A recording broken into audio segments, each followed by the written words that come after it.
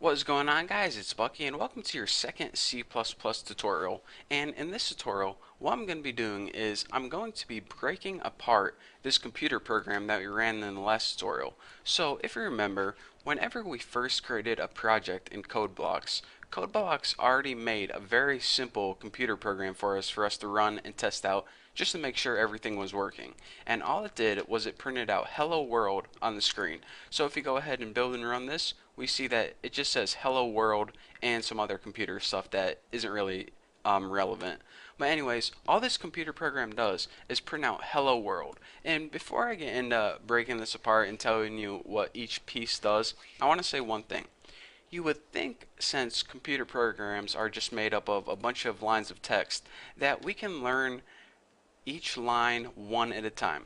But computer programs are weird in that this is pretty much the most simple program you can write. And check it out, there are already 7 different lines included here.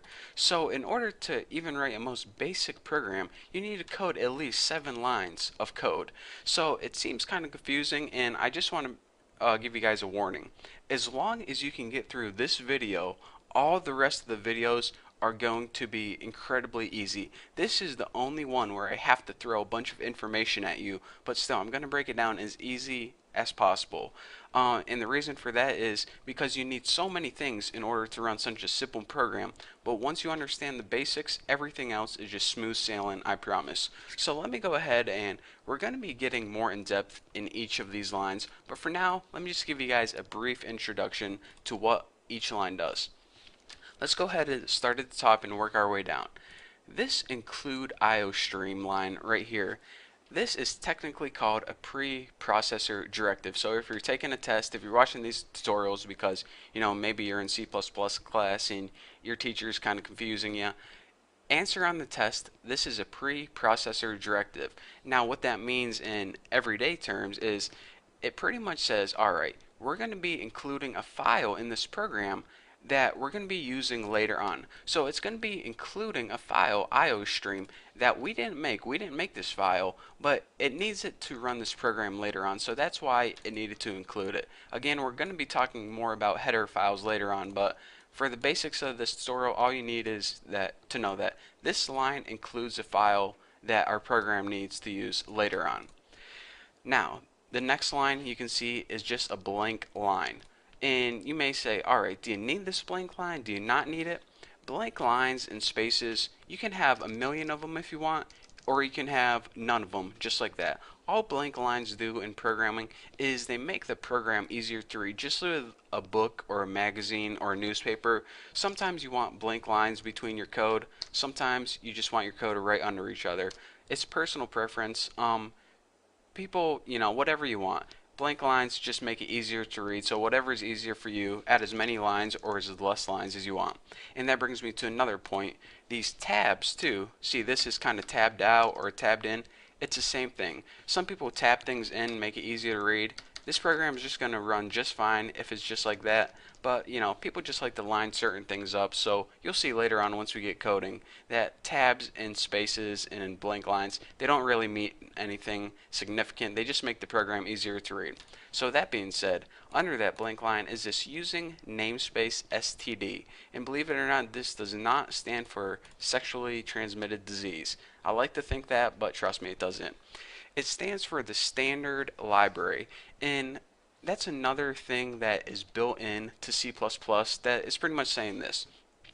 We're going to be using all the standard things with C++, nothing fancy. Again, we're going to be going over libraries and stuff in the future, but basically these two lines include things that we're going to need later on. This includes a file, and this includes something called a library, which is just a bunch of C++ stuff. So with that being said, we know that these two lines include things. Fair enough. So now let's get to the meat and I don't know, meat and potatoes, I guess, of the computer programming, and that's this. This entire thing is called a function. Now, all computer programs are made up of functions, and all functions are things you want the computer to do. For example, whenever we're making programs later on, we're going to make a function to play sounds, and we're going to make a function to draw graphics on the screen. And as you can see, functions are just things that you want the computer to do. So every computer program starts with a function called main. This is how your computer knows where to start. So for example, in a couple tutorials we're going to have a function called main, and like I said, we're going to have another function called play a sound, and we're going to have another function called make a ball bounce around on the screen. And you're going to have all these functions, and your computer's going to say, alright, you gave me all this stuff to do, but how do I know what order to do them in? Well, your computer automatically knows anytime it runs a program to start with the main function. So that's why it's so crucial to name this function main. So in order to make a function, you do this.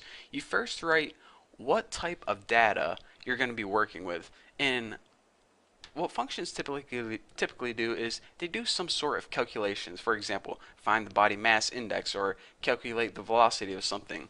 Well, whenever it makes this calculation, it usually wants a number back, an answer in other words.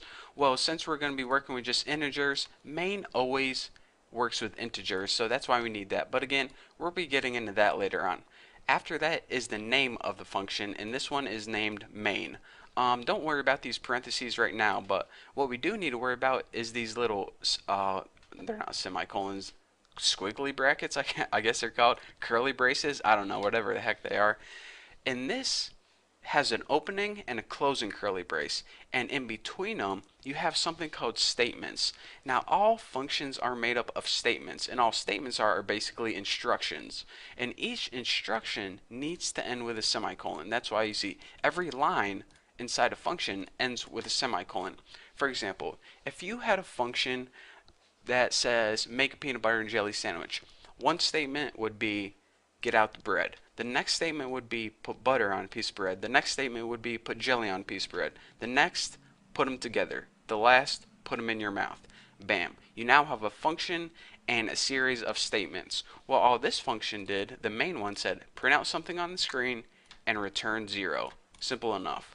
So now you can see the basics of a function, how they're made, and how every function needs to include statements or instructions. So that being said, let's break this down even more. The first statement is saying this. First of all, the C out thing right here, that's called an output stream object, and it's basically used to write characters on the computer screen. That's how we are able to type hello world on the computer screen. So this is always used in conjunction with this. This is called the stream insertion operator. This pretty much takes all this stuff to the right of it and prints it out on the screen. I mean, this is just it's weird symbols, but that's whoever made C++, they decided to use these weird symbols to print out something on a screen. Why they did, I don't know. You have to take it up with them. But anyways, this is basically how you print out stuff in the screen. So this prints out hello world, and then this pretty much just means end line or go to the next line. So this line right here is pretty much just saying print something out on the screen. Now this last thing I want to talk to you guys about is called the return statement. Now usually, like I said, functions will calculate something like body mass index or velocity, and when they calculate it, it's going to want an answer back. So if I had a function that calculated my weight, it would return 155 or 160 depending on if I ate tacos or not today. Well, the main function should always have return 0, and return 0 means whenever you return 0, it tells your program that it ran fine without any errors. For example, if you had a bunch of extra text right here, your computer program would give you an error and it would never get to this line right here, so it would never return 0.